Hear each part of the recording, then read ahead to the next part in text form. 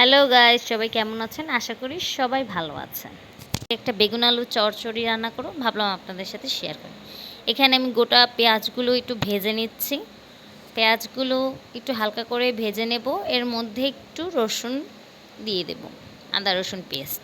ক্লিপটা নিতে ভুলে গেছি। এখানে আদা রসুন পেস্ট একটু ভালো মতো হালকা করে ভেজে নিয়েছি। পানি দিয়ে দিলাম, মশলা কষা। এখন আমি এখানে মশলা অ্যাড করব। মরিচের গুঁড়ো দিয়ে দিয়েছি পরিমাণ মতো, লবণ দিয়েছি এবং আমি এখানে হলুদের গুঁড়াও দিয়ে দেব পরিমাণ মতো।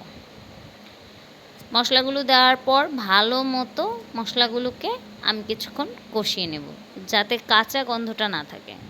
কাঁচা গন্ধটা থাকলে খেতে ভালো লাগবে না।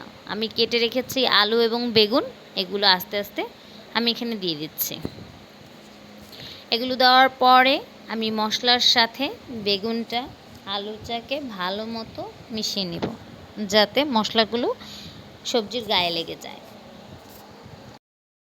এখানে কিছুক্ষণ নেড়ে চেড়ে ঢেকে দিয়েছিলাম, ঢাকনা খুলে।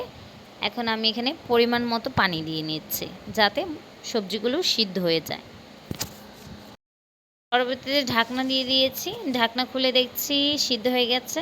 আমার রান্না কমপ্লিট। দেখা হবে পরবর্তী ভিডিওতে, ততক্ষণ সবাই ভালো থাকবেন।